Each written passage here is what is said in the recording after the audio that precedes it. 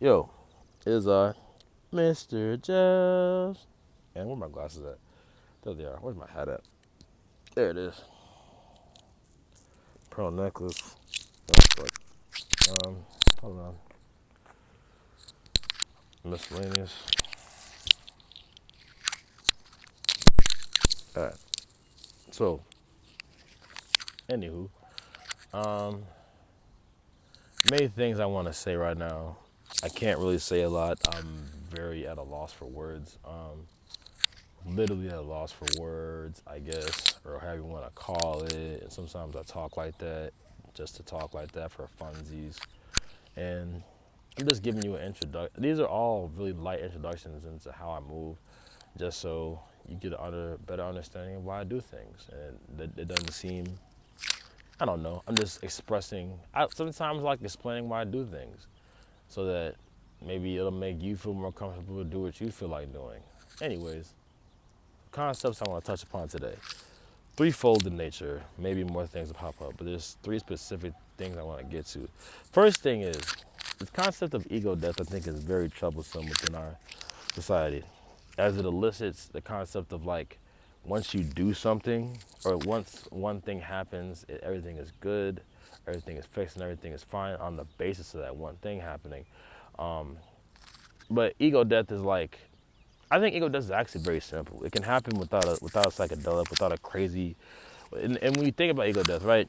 We talk about the. I used to express a little bit in these DMT videos, and people talking about what ego death, what I want to do, whatever the fuck.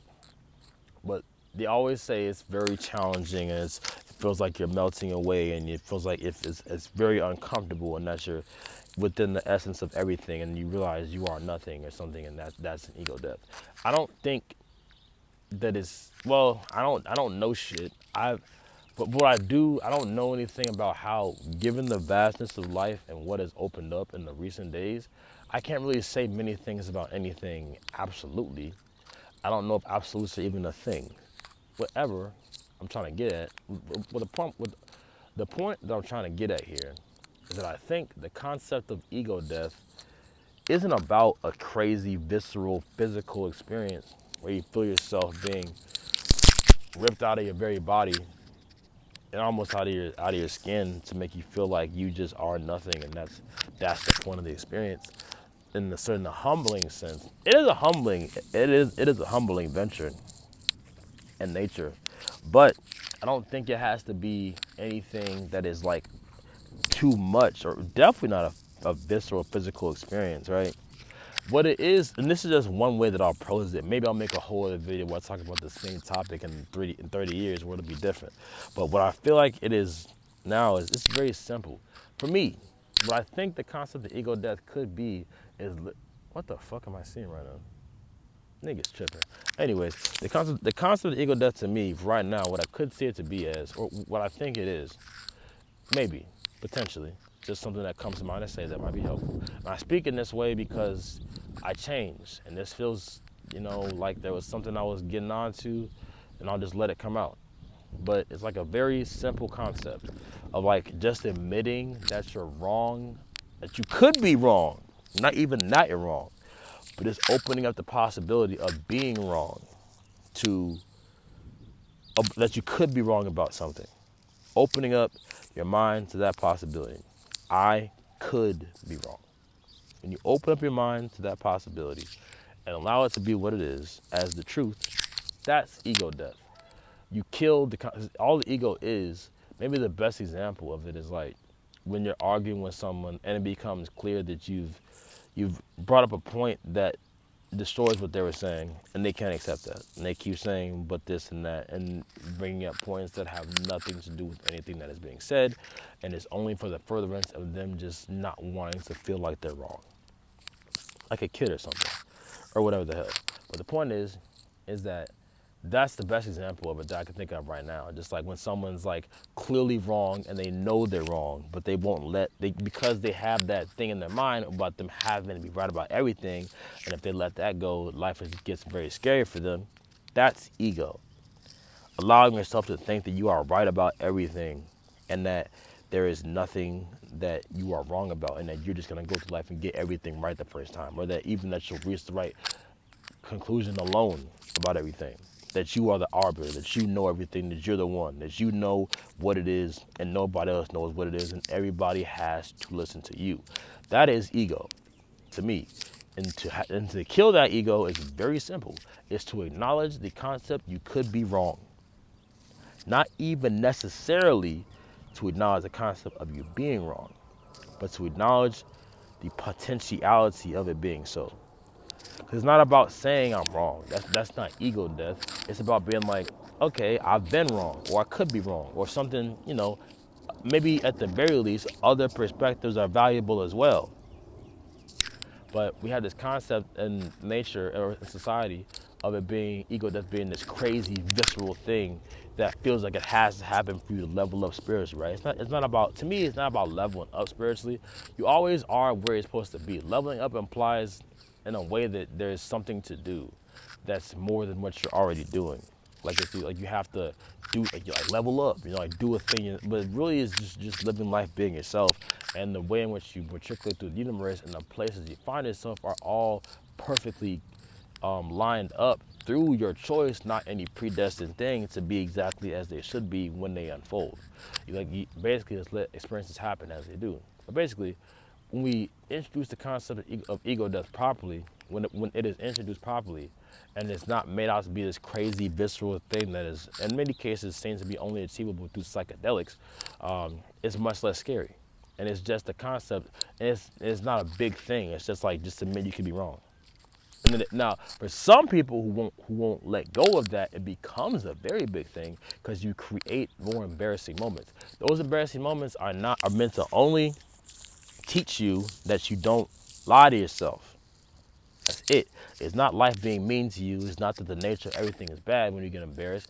When you when you're living in your ego, you're creating more embarrassing moments. You're creating moments where you meet somebody like me. I was talking to this one guy one time. He was lying so fucking hard, and I proved it, and I didn't even tell him. I could have made it so easily known he was being a dumbass to his face. Because he was talking about how much he liked rock music or some shit, and he said he loved Nirvana. But the way he said it, I knew he was lying. So I made up a fake name. I don't even know if this might be the nigga actual name. I don't even know. But I'm pretty sure the drummer, I said a name that I'm pretty sure was random. I don't know Nirvana. Obviously I know Kurt Cobain, but I don't know any of their members. But I was like, to test you, I'm gonna say a random name and talk about their drummer. I was like, yeah, I said something about their drummer, or I made up a random name that I think that'd be funny if it's his actual name by chance. And I was like, yeah, Dave Holland, right, or some shit, and talking about their drummer, or some shit saying that their drummer's name was Dave Holland, or essentially, to simplify, I made up a fake name and insinuated that fake name was in Nirvana, and said, yeah, that name, right? Insert fake name here. And that person agreed and said, yeah, and just shook their head. But in that moment, he was lying hard as fuck because he just wasn't being himself. And that's also in a certain, I don't know what the fuck that really was, but maybe the concept I was trying to get at there was like, niggas will literally, they'll hold on to them being right, or maybe them not even seeming like they're wrong so hard, or that they don't know everything so hard, they will lie and say they know things they don't know. Test niggas. If someone seem like they bullshitting and you feel that, they probably are. If it seems like they're saying shit weird, if they're asking you questions that don't seem to make no sense, if it seems like they're lying, test them. Throw a simple little question out, they'll snap at it like a shark in a tank full of blood. Cause they're looking to prove something. And if you open up that door of like, are you gonna be stupid? They'll open it harder for you in an easier way. Be careful, because niggas are stupid. Niggas will shoot you. Niggas will fight you for no reason. Niggas will call the cops on you for no reason. Be careful. These are all suggestions, obviously.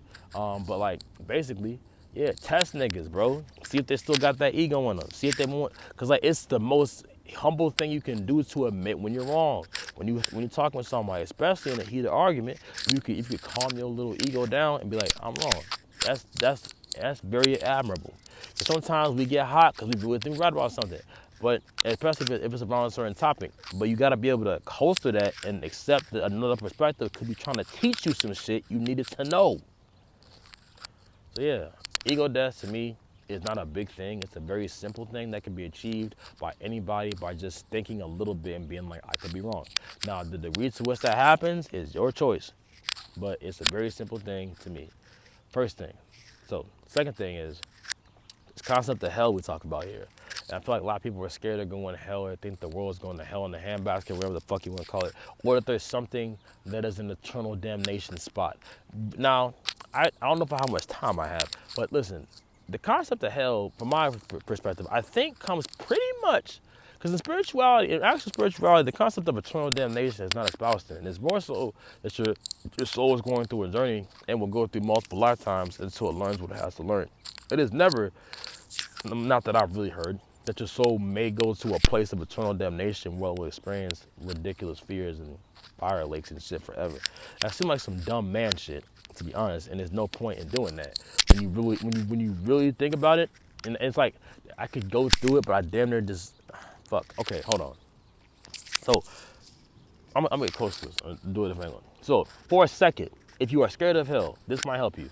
It's not real. First of all, hell, heaven, and hell are states of mind. These are words. It's really about appreciating where you are. But really think about hell, right? I'm gonna say it funny firstly. What you gonna wear every day in hell? What you gonna wear? You gonna need food? Will there be food?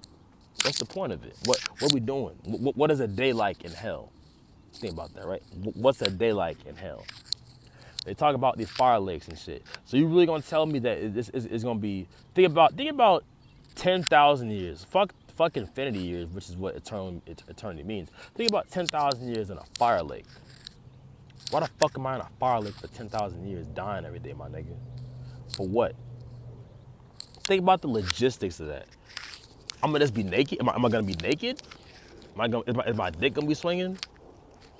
What am I seeing? Am I alone? Are there other people here with me? Can we think? Can we talk? Is it us saying gibberish to each other? What is the thing? And when you think about the logistics of it having to exist as a place, it falls apart. Now there are many different kinds of ways, things you may think of that I'm not even thinking of right now, that make it seem as ridiculous as it is. It is a ridiculous notion that is not worth espousing in.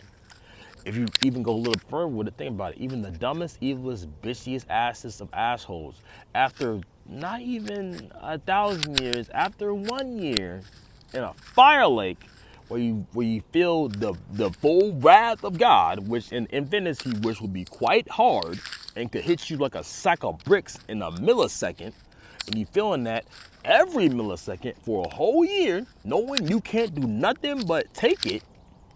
You really think they're not gonna change their tune? They're gonna change their fucking tune. It ain't gonna be they gonna be evil forever. At a certain point, that belt gonna make you shut the fuck up and say I'm sorry. And at the very least, you understand you ain't hurting nobody. And you gon' at some point just want some love, or just wanna not feel like you dying. And then we can teach you. So when you think about that the whole concept of eternal damnation is dumb as fuck. And nobody ever dies. Death is not real. So that's also not a thing to worry about. These are dumb, stupid concepts that do not need to be espoused. And the very words that initiate them into our minds are curses on us, because they place us in these concepts our spirits know are counterfeit, making our entire experience on earth a bit counterfeit. As we all know, we playing around a bit here in this fucking patriarchal wasteland. We playing around a little bit. We do it not a little bit. We playing around a whole lot of it, really, in terms of spiritual infinity land. We over here acting like we all got jobs that we hate and doing dumb shit every day. But anyway, I've talked about that. But I'll talk about it again in some ways, probably on different videos. But the main point there is that heaven, hell, these are not useful terms. But the useful thing is, first of all, appreciate wherever you are, even if it's hell. Appreciate where you are right now, that you exist and can do literally anything. Every motion of your body, every single molecule is granted. It is a gift to be respected and used for love only. It is a gift. Appreciate that. And then when you think about the concept of hell existing as an actual place, it fizzles away. It might take a second, but your mind might even tell you that you're tweaking for thinking it's not real, because you may have been raised within a certain mindset. I challenge you to challenge that mindset and keep thinking with your soul. You will come to thoughts that will literally cause that curse over you to break. It makes no sense to put anybody in hell for eternity. There's no point. That is so heinous when you think about what eternity really is and how what the power structure really is within the context of that argument. There's no point to do that. What you're doing energetically is, I'm going to understand as I say this, energetically, by putting any soul in hell, you're doing two things. If you are God in this situation, you are allowing that being to hold their soul hostage. If we're espousing the idea of souls existing beyond what we are as human beings, you're allowing them to hold their soul hostage, and you are literally energetically, you are a parent. There's a kid that is at some point within this argument has cried and apologized for whatever he or she did wrong. They apologize, they sorry, they crying, they sad, obviously won't do it again. And you punching them in the face every day. That's what hell is. And it's not a real thing. When you say it like that and energetically, that is exactly what that would be when you really think about it further. Why would God, which is a totally unbothered energy, be worried about giving you an eternal damnation, giving you an eternal hell? There's no point in this. It serves nothing, especially when we get to the point when you're not gonna be hurting nobody no more. And you're gonna try your absolute best to be nice, even if you don't know how. You ain't gonna be hurting nobody, so it ain't no point to put you in a pile of fire forever where you just experience pain. That's ridiculous, dumb male concepts. Okay, so let that one go. I may talk about both of those things I was talked about in a deeper manner, but I'm a little bit tight right now. I want to get this shit out so I can get on with my day. Anyways, point is, Mr. Jazz gets pissed sometimes. It's okay to be pissed when people are pissing you off. Anyways, we make shit anyways. Point is, third thing, very important thing as well. Nobody's art. I'm gonna talk about this many times. This is gonna be a quick version of it. I'm trying to get out before 20 minutes. Nobody's art is better than anybody else's art when it's actually art. But the thing about making art, well, there's minutia. But something in you knows if it's worth doing. Something in you will do it even if you don't. It's an energetic thing that can't even really be explained. But something in you knows if it's worth doing. You know if you bullshitting. You know if this is something you like. You know if it's not, or you know if it has anything that can do something for somebody. Something in you knows that. So. And niggas like to talk about who's your top 5 rapper, who's the greatest rapper of all time, all this bullshit. The thing is, it's none of them niggas. It ain't nobody. Ain't nobody the best, ain't nobody the worst. But it's actually more hilariously awful than that when we talk about the concept of what's good and bad. Because niggas be talking about all this good and bad shit.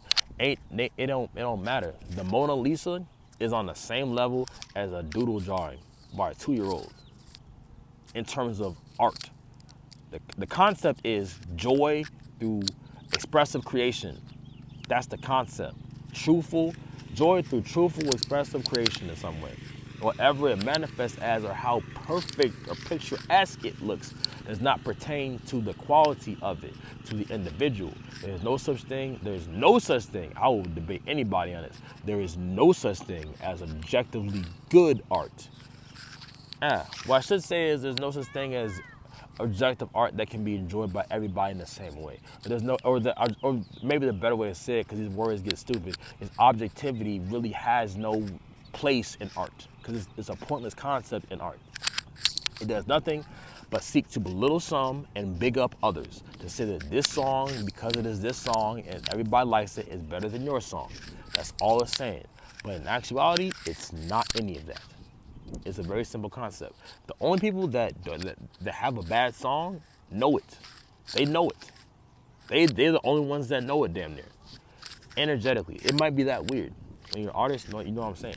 It might be that weird. The only person that knows that your song is bad or good might be you. That's a personal, sacred connection you have. But it can make somebody feel bad. We can detect some shit. No. I don't want to speak in absolutes because art is so vast and expansive, and what is happening, a lot of it is not our choice. In a way, when you think about all the things you do that involve, at the very least, other people, and always the universe or energy or consciousness or whatever you want to call it, it involves that in some way, in a very important way.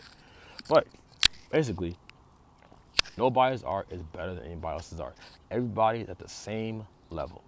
because it doesn't matter what skill you are, your art can be very beautiful to someone in a way that evokes them tears, evokes tears for them, even if you don't know what you're doing conceptually or whatever. So, but the funny thing is, the funny thing I'm still here is, nobody's better than anybody else. But if you are lying about your art and you know you don't like it and you're lying about liking it, not only is whoever you think is better than you, they actually are better than you. Everybody is better than you. Everybody that's trying to do anything from a truthful place where they actually enjoy it and think it can have some sort of merit is better than you by infinite proportions. Everything, until you stop lying to yourself, everything they do artistically, and I say it this way so maybe to get through the male patriarchal bullshit we got to cut through here. Everything they do will be better than you because it'll hit some sort of pain in the soul. Somebody will feel it in some way. Even if they don't like it, they'll be able to respect it in some way if they're not looking for a negative thing. Now, if someone's coming at the art approach with the intent to lie, to finesse, to try to make me like what they don't like by acting, everything they do is not good by inherent definition. Now, it's funny, they may be the only one that knows that in an interesting way, but that's the only way to have bad art. Nobody's better or good than anybody. What it really is, everybody that's good is better than everybody that's bad. If you're doing bad, and I just define what bad is, you're lying. That's all it is. You are lying about what you're doing. That's what creates bad art. Everything you do will be inferior in whatever way you want to call it. I'll just say inferior to be like, we gotta stop doing that shit. Maybe it's a mean way to say it, but nigga, if you're not supposed to be doing this music shit, you're speaking to you're listening to a true fucking musician right now. Stop doing it. You messing it up for the ones that want to do it. You messing it up real stupid. Making people think that we making real artists who may be incredible fucking hide their talents because they don't sound like Katy Perry or whatever the fuck. And that's no diss to her. Anyways, but the point is, I almost sung a song. I almost sung a song just to be cute for a second, but I decided not to. Anyways, point is, just because everybody doesn't sound like Katy Perry or Lady Gaga or whatever the fuck pop star with an oddly perfect voice, my voice is not oddly perfect. It is actually quite crooked, but I fucking love it and I love my shit. So I'm a good artist. Therefore, there's no barometer that must be passed to be good. Goddamn it. You got real artists out here who could be making incredible art, scared to make art because you told them by lying that if they don't sound a certain way, they shouldn't even try. While whole time your ass lying about what you doing. It's crazy. Anyway, we see what it is. That's the only way anybody is better than anybody, quote unquote, because it's not even that. Funny thing is, I'm an incredible rapper to me. I can't, as incredible as I am, I can't out-rap anybody. I can't out-rap you. Because if we both really rapping, neither one of us is out-rapping either one of us. That's not how that shit works. I'm not out-rapping you, you not out-rapping me, and we both know that. What's happening is we both rapping. Now, when someone's trying to out-rap somebody, they out-rap themselves because they not rapping. Rapping is about jovial energy amongst comrades. Hip-hop is a comradic thing. We are comrades fighting evil through our words, really. So why the fuck is we battle? You know, but the main, I don't want to get it like concepts like, because battle rappers, you know, it's cool, bars, whatever. I'm not getting at that really. I'm not jumping into that bag. But the main point is, in a certain energetic sense, real niggas know what I'm saying here. We should be trying to help each other. We should be trying to help. You know what I'm saying? But if someone's approaching the concept to try to belittle or make their art seem as if it is better than yours in any way, just know let's say you're a rapper and somebody challenges you to a battle rap and you not trying to do that shit. And it's clearly not out of the sport of the game. It's clearly to try to make themselves seem as if they are better than you. You can take as much time as you want. You might feel nervous, but just listen to what let them go first, because they're gonna be eager. Make them go first. If they challenge, that's some bitch ass nigga shit. If you challenge me, but I gotta go first, hell no. You going first, pull that card on niggas. Anyways, if they gonna do that shit, listen to what they say. if you energetically feel what they're saying, there will be nothing there. It'll be a whole bunch of nonsense. However many big words, however many flows they pull out, however many oohs and ahs they get from their homies, who know exactly what they're finna say anyway. It's gonna be lame as hell. And any real nigga, you might lose the rap battle to if you in a room full of fake niggas, but any real nigga gonna be like, you smoked his ass. Cause first of all, whatever you choose to say, if you approach it from the angle of just trying to defend yourself and not even trying to really fight niggas, when you coming righteous, you're gonna be better anyway. You will, on a frequency basis, you will hit pings in souls. They will hit pings in egos. It's different. It's way different. Anyways, that's all I gotta say. Mr. Jazz out.